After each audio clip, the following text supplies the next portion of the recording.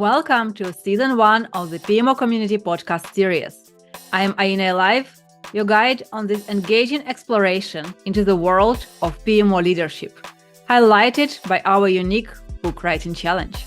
This season promises a series of enriching interviews with our distinguished book co-authors. Today, I am thrilled to converse with Hitesh Adesara, a seasoned technology management professional known for his adept planning, designing, developing, and implementing technology solutions. With rich background in agile software development, Hitesh has a proven track record of applying his project and program management skills to deliver value-added technology solutions. Recognized within the Future Age 50 Award by IDJ in 2019 for technological innovation, and a LinkedIn top voice of software project management and leadership communities in 2024, his expertise is well acknowledged in the industry. Hitesh's domain knowledge spans across several industries, including information technology, financial, insurance, healthcare, and utilities, with notable engagements at prominent global firms. He holds a BEBS in computer science from MS University of Baroda, along with advanced certifications in project management and strategic decision and risk management from Stanford University. Currently serving a VP of Technology Delivery and Operations at V2 Solutions in Santa Clara, California, Hitesh leverages his extensive experience to lead and innovate. Outside of his professional life, he enjoys hiking, reading, and photography. In this episode, we will explore Hitesh's insights on agile methodologies, the role of chief project officers in agile transformation, and the alignment of organizational objectives with agile values. We will also delve into the future of agile methodologies and their impact on the roles of CPOs in strategic execution. Don't miss out our upcoming episodes. Follow us on YouTube, LinkedIn, Podbean, Spotify, and other podcast-related social media to stay updated. Hi, Hitesh. Welcome to the podcast on the topic of Rising of Chief Project Officer, the evolution of the PMO. Thank you very much for joining. Yeah, thank you, Aina. Thank you for this opportunity. And this is an interesting topic. So that's why I got interested. Yeah, go ahead. Absolutely. So my first question to you is, how did you learn about this project, and why did you decide to volunteer your time and your knowledge of writing the chapter about agile methodologies for us? Yeah, so I found this project interesting, and during my long career, I spent considerable time in a PMO, project management office, with a large organization here in the San Francisco Bay Area. And I was part of COE at that time. It was project management and IT COE. But I felt a need, from those days that definitely there is a chance to elevate all the people in product and project program management community. And this would be a perfect progression from going from a COE type of concept to higher level concept, which is, what you're proposing here in your book and this project. So that elevation, I like that elevation. And that's why I thought it should be an interesting project to get involved with. Awesome. And again, thank you very much for this. So to start with digging deeper into your chapter, you mentioned about different agile methodologies. And for me, as an agilist, it was music for my ears and also balsam for my eyes reading that. So outside of typical agile frameworks such as Scrum or Kanban, you mentioned Scrumban, SAFe, Discipline Agile, and the other agile approaches. So could you tell me, please, how the organizations choose the right framework and to make sure that this framework fits the best to the interest? Yeah, definitely. So the reason I mentioned those frameworks is because I come from the background operating in a large PMO environment. And again, those days, Agile was not very popular. I'm talking 2007 to 2000, maybe 12, kind of time frame when I was involved, in the PMO. And I experienced both worlds. Waterfall, that's where I saw big projects spending so much money in those waterfall projects. Eventually, Agile was introduced, and I saw the benefits of Agile firsthand, and we were able to deliver big projects with a lot of discipline on Agile quickly. So I understood that, but at the same time, I realized, as I learned more about Agile and did a practice on Agile over years, past 10, 15 years, I realized that Agile also has its own shortcomings. So there has to be a path by which the large organization gets a flexibility so that in the planning, they can use some other methodology.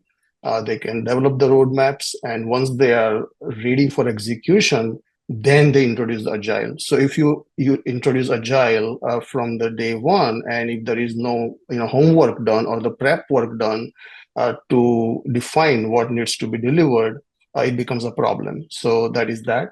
And also, Agile, while it has its own benefits, it has a new challenge. Now after COVID, we live in a hybrid world or remote world. And Agile, one of the basic principles is co-locate the team. But these days, if you ask a question, co-location, how many teams are co-located? Not too many. It's like, so there has to be a hybrid approach, and that is what I mentioned in my chapter, that there has to be a flexibility. And if the leaders are prepared properly, then even if you are distance apart, you can still operate as if you are in the same room. But that requires uh, you know homework and the preparation on the leadership side, as well as the people who are going to participate in those projects, and that's how we get the main benefits. So it's Agile is, while it is powerful, we have to understand that when you try to practice that in different environments, those environments require flexibility. And that is the point, in the chapter. And now let's align the role of the chief project officer to the agile methodology and agile approach. So, Hitesh, what do you think the role of the chief project officer is going to play in facilitating agile transformations within different organizations? Yeah, so CPO, or Chief Project Officer, first of all, should be a practitioner who understands the different flavors, so that person will have a respect for different methodologies. Why? Because Agile, while it has its own benefits, there are challenges in implementing it. So with the understanding of different flavors of different methodologies, Chief Project Officer can prepare the leadership about what to expect. Because being involved in the large transformations myself, one of the challenges is there are not too many people who understand what these methodologies are, what are the benefits of those methodologies, why to adopt those methodologies. And if the education is not there for the leaders at the highest level, it is like one more jargon, one more buzzword, IT people are using it.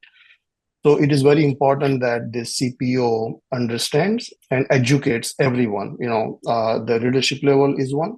Also, there are organizations and there is an inertia whenever you are changing methodology and something they have used it for years or decades in some cases, they will say, what are we talking here?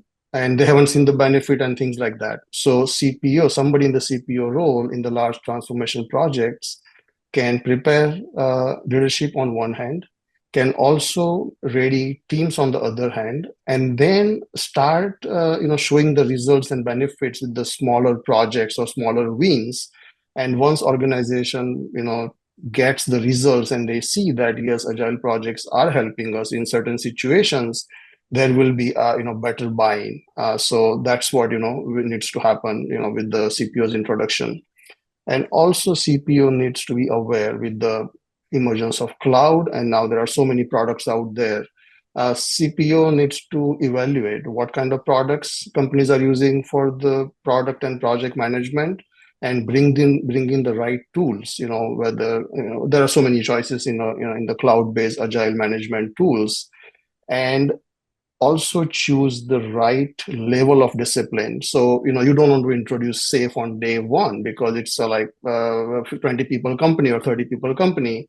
You just want to start with something which they can understand and they can implement and they can start seeing results. So CPO's role is very important to, to cover all those aspects, which is, preparing the organization, preparing teams, choosing the right tools, and then showing the benefit to the organization that how, Agile helps them. And then while Agile is better than, whatever methodologies they were using in the past. Thank you, Hitesh. I really like the part when you mentioned that we need to start with something simple and bring the results as soon as possible, and also bring the taste of achievement as soon as possible for the teams and the leaders, so they can feel like we need to keep going. Otherwise, Yeah. if the transformation is going too slow and there is no even small achievements, people are really discouraged. And what you told really resonates with me, but now I'm curious. Do you think CPO can replace Agile coach role, or do you think they can complement each other and coexist in their organizations? I think I see CPO role is at CPO role is at a higher level compared to the Agile coach.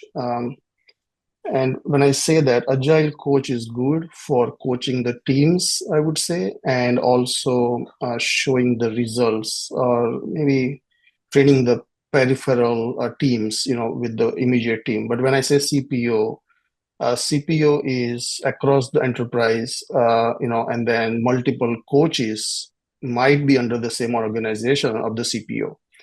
So what I see is they can help each other because if the CPO has good coaches, obviously they can have a stronger and better organization.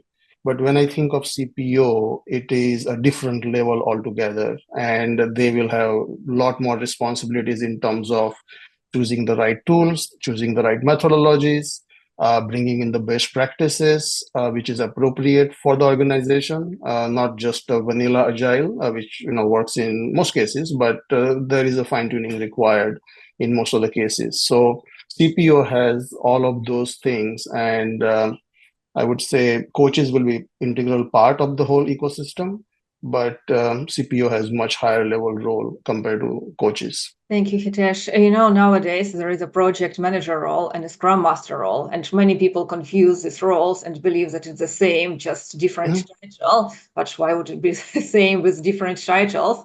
So I was thinking in advance when we introduced the CPO role, would people confuse it with Agile coaches? But I totally agree that these are two different roles. Yeah.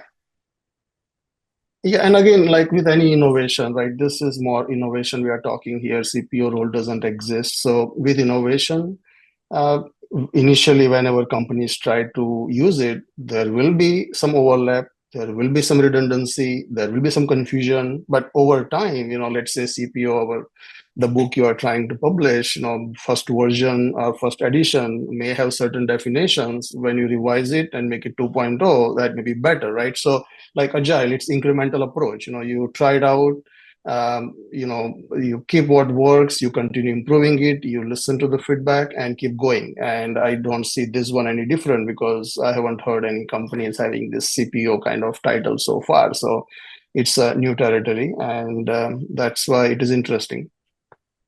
Absolutely. And we touched cultural shifts a little bit while we were talking about CPO role, and that the CPO definitely has to have an agile mindset. Let's dig deeper into the strategies. And what do you think? What strategies do you recommend for chief project officers to align organizational objectives with agile values and mindset, so the transformations will be successful? Yeah, so agile, somebody in the CPO role or that capacity need to be very clear about the organizational objectives, because the CPO's role and the CPO's job is the department's job is essentially understanding the big picture, and then translating that into what are the things company trying to do so that they are able to capitalize on the opportunities and deal with the challenges, because you hear AI these days everywhere, and that is affecting each and every company. Nobody's immune. Now, in that landscape, companies have to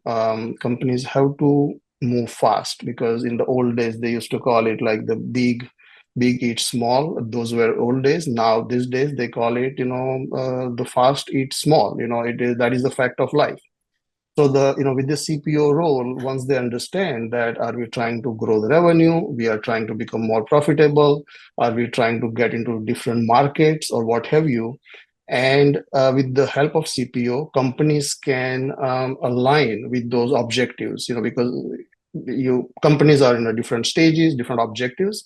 But with those objective alignments, then CPO can align the entire organization, have the message out properly, and then move fast. Because I still see companies spending quarters, in some cases multiple quarters, just figuring it out, what we should do. I mean, that is not the case. Now companies should be moving very fast. They have to decide strategies, yes, but once they decide which way they want to go, they want to this exercise a try often fail fast type of approach. And the CPO, I'm hoping that CPO will have those resources available, and CPO will be able to guide the teams so that companies will be able to move faster and get the results. It's not that everybody will be successful, but even if you are not successful, instead of waiting a year, you would know the results within a quarter, and then next quarter you try something else. And I see, that's how CPOs can help companies, achieving the results. I just want to point out that many try to succeed in faster resulting, but sometimes people are missing strategy and value in this case. So we might deliver the project, which normally lasts like 3 years, and we deliver it in 2 years. So we deliver it faster, but then at the end, who needs the product? So nobody is going to buy the product, but role of the chief project officer is to get the faster result, to understand if they're failing or not. And I really like that you pointed it out.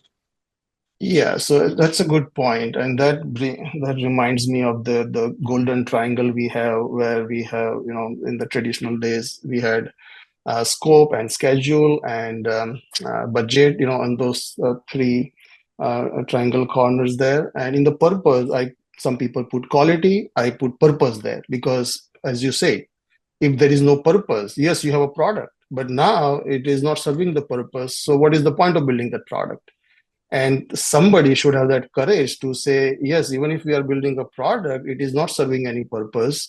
There are no buyers, nobody is going to pay us. And as a result, even if it is a wonderful product, there is no point in building it. Exactly, yes. Like the other people can build it in 3 years. We built it in 2 years. But what is the purpose? We shouldn't start building it. So that would be the best case scenario. Correct. Yeah, definitely. Awesome. So we're running out of time. So my last question to you, despite I have many more, is let's look in the future. So looking forward, Hitesh, how do you see the evolution of agile methodologies impacting the role of a chief project officer in strategy and execution for organizations? Yeah, so I think Agile is a good foundation. When I say good foundation, it is very clear that you build whatever you want to build quickly. That is good. It provides people, it encourages the self-driving teams or self-motivated teams, self-governing teams, which is also good. What I see, one of the big things which we need in the Agile world is how can we enable Agile for the large and the distributed teams, which are distributed across the geographies. And that is the need of the day. And the CPOs need to understand that, whoever gets in the CPO role, and hopefully we will have the big CPO community down the road. And they need to understand that how can we take these best practices we have in Agile, how can we add some more to it so that it becomes more effective in the environment or the era where we live in now. And this hybrid is going to stay, remote is going to stay. And there are companies which are successfully delivered the projects and products in this new world. So CPOs need to understand that, and I would say contribute to improving the agile methodologies and come out with the slightly better approaches, so that whichever companies they work for, those companies can benefit out of those better practices. Totally. And thank you very much, Hitesh, for this interview, for the podcast, and also again for writing the chapter for the book. I hope our audience enjoyed this episode and hope to see all of you in the next episodes. Thank you for tuning in to the PMO Community Podcast for this enlightening discussion with Hitesh Adesara. A special thanks to our volunteers at the PMO Community Podcast for making this episode possible. Stay tuned for more captivating insights and interviews in our upcoming episodes. Don't forget to follow us on social media to stay updated. If you find this episode valuable, please remember to like and share it. Feel free to reach out to me on LinkedIn with any questions or requests. And for all the latest updates, make sure to follow us at LinkedIn, YouTube, Podbean, Spotify, and other podcast-related social media.